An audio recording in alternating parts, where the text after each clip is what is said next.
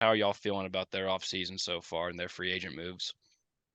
Lakers did awesome. They did exactly what they were supposed to do. They acted like a competent, smart, shrewd front office. The whole goal was to go in and keep the core because everyone was like, oh, like I've seen people today be like, oh, they didn't like get incrementally, they didn't get like substantially better. It's like the whole point was to keep this core because they played like 30 games together. Like they're going to get better Mm. just having the same players there just because they'll have better chemistry. On top of that, you add Gabe Vincent on an awesome deal. You Yeah. keep Mhm. you keep Reeves on an awesome deal. You bring in Deshaun Prince, a great 3-and-D, long stretch 3-4. You get Cam Reddish, and you bring in Jackson Hayes to back up Anthony Davis. And Right.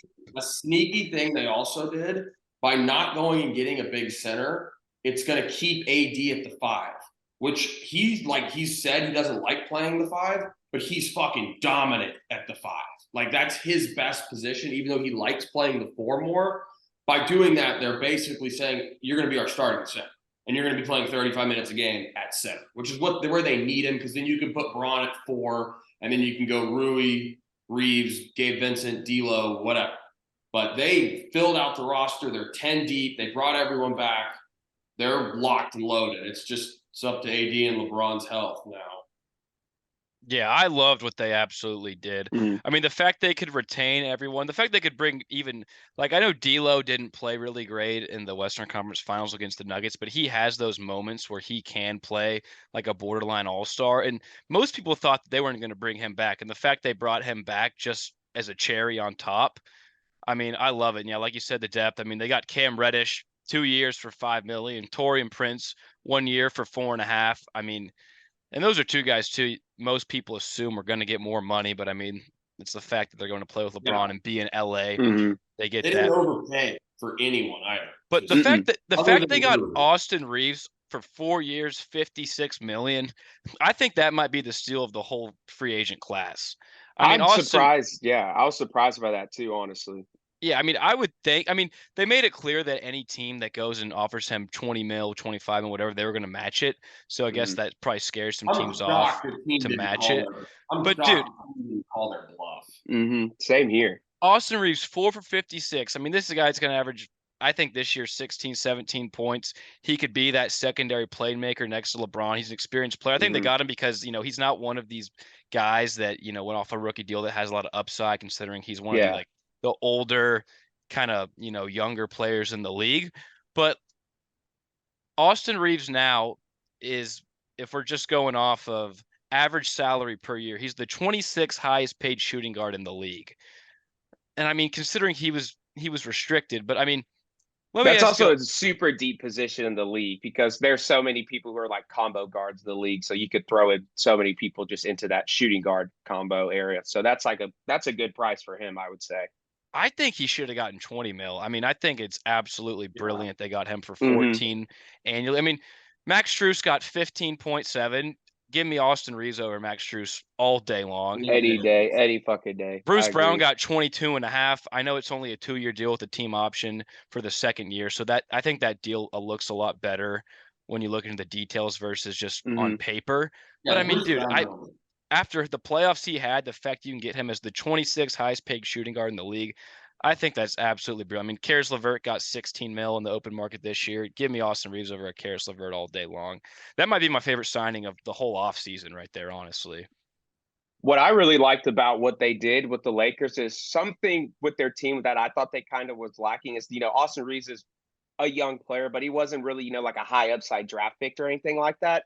Some of these guys they drafted do have a lot of upside and they actually have the chance to find a role. And sometimes with these guys that just need a chance and need to untap that potential, like Cam Reddish or Jackson Hayes a little bit too. You get those guys some better minutes. Jackson Hayes, where he has basically two ball players in terms of Austin Reeves and LeBron dishing it out because now with Reeves there for 4 years, I mean, that's going to take a little bit of on ball, handling the rock every single time for LeBron off, but it's going to also create more matchups and lob opportunities for AD, Jackson Hayes, who's a crazy athlete. So still a lot of young potential. And that's good stuff there. And especially you get those guys on 2-year deals. Like, yeah, they may overplay that contract, but at the same time, if they do overplay that contract with their upside, it's immense. So You know, if you get another 9 points out of Cam Reddish again, I don't even think that's bad. But I honestly think Cam's going to be a nice little double-digit scorer off the bench, hit a couple threes, and I think Jackson Hayes is just going to be another big lob threat guy coming off the bench, and that may help AD because it's a little, counteractive of how they play as a team. You got KD, who's like a bruiser. Obviously, he's athletic too, but not really what I would say is just like a pure, like just crazy athlete anymore. So then once you bring Jackson Hayes in, that's going to speed up the game because that guy's just lanky, tall, skinny, runs the floor, and is looking for alley-oops and the block shot. So I really like what they did because if they get anything better than what these guys were doing with their upside, it's going to look really well. And then, like y'all said, Gabe Vincent, he already knows he was a role player, and he's one of those role players who's shown in a big moment that he can step up. And them getting him on a 3-year deal, who I'm sure a lot of teams wanted him, that's a winning player, which is the type of guys they need to go with these young guys. So I think they did a really good job with everything overall in terms of keeping the core steady, adding on to that core, and keeping Reeves, which is going to, in the future, they're going to take pressure off LeBron dribbling the ball every time up and down the court, hopefully. And I think you're going to see Austin Reeves average close to 7 assists a game next year. I really think he's going to be a big-time assist guy for that team, mainly because of what they're going to be able to do now with having faith in him with the money they just gave him. For sure. And the fact too, like they get Reddish and Hayes on pretty much just flyers. Like that's absolutely just no risk, just only reward involved potentially. Only rewards. Because if Reddish and Hayes gets playoff time and they don't even play, it doesn't matter. They're paying them doesn't matter. $4 million or not even $2.5 million a year. So I mean it's strictly only upside for them. They come playoff time. I mean, Jared Vanderbilt now is I don't even know he's gonna be starting anymore. And the fact you would have an ace defensively like him off the bench. Like, I mean, Gabe Vincent, I think you'll see Reddish, him in like a matchup, depending on who they're playing. I think you'll see him kind of thrown in there to start and guard someone. But yeah, it's going to be interesting to see because, I mean, also with Rui coming back, I was kind of liking what Rui was doing at the end of the playoff run for the Lakers. He was looking like he was looking like a really athletic, good little mid-range shooter, could hit a couple threes now and then, but he was looking like a good player, an offensive threat that, you could start him, you could not start him, but if there's any issues with D'Lo, I think they have something in Rui also there off the bench too. So I like what they did. So I'd say it's an A+ for them so far. Yeah, and Rui was one of those guys too that they also, if you look at their roster from a year ago, that was one of the oldest teams. Exactly. They have revamped that in a calendar year. Their oldest 2 players are LeBron and Anthony Davis. Like everyone down is like 27 and down.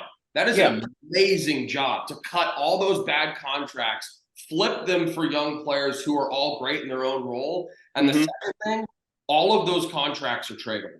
And they're so damn deep that there's going to be a player or two that falls out of the loop. There's going to be like 1 or 2 guys that just they can't find their role because there's so many people that there's not that many roles available. You have 8 real starting to bench level spots when you get into the playoffs or crunch time moments. You have an 8-man rotation at the end. You're going to have tradable contracts to move at the deadline, especially with D'Angelo Russell.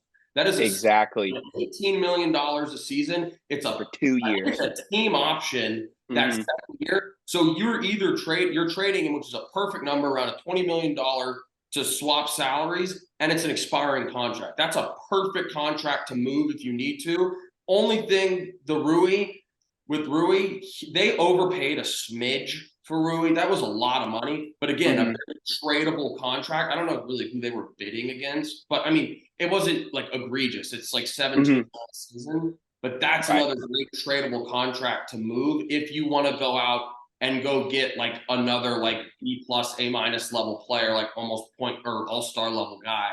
You have assets to do that now. Yeah, so and I think they did almost everything perfectly this offseason. What exactly they said that they were going to do. So yeah, I think they hit the nail on the coffin with this one because I think part of the Rui signing was that I think you are going to see him kind of take a step up on this team, and he may end up looking like that money. And he was, to my knowledge, from what I remember, he was a top 10 pick. So the kid's got upside. He was big for them in the playoffs too. Exactly. He's a career like 32% 3-point player. There was no one coming for him at the deadline. He played amazing in his time with the Lakers. He's shown some promise. There's going to be regression. I mean, he's not going to shoot 50% from 3 again. He was a bad shooter before he came to LA. Obviously, the LeBron factor helps, but he's a great defender. He's another big body, and that's the thing. They're long and great at defense at every position on the floor now. So their defense is only going to get better. And if someone falls out of the rotation, they can easily move them and replace it with something better. So and that just helps them so much come playoff time. I mean, the fact that they probably have arguably now the best assets of just long wing athletic defenders in the league.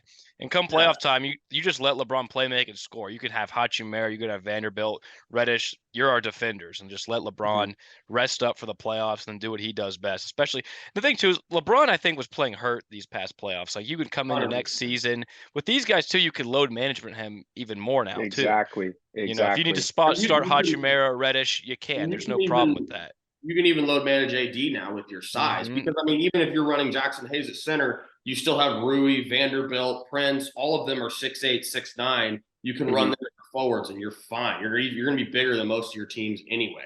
So exactly, they're in an amazing spot. They did a great exactly. job.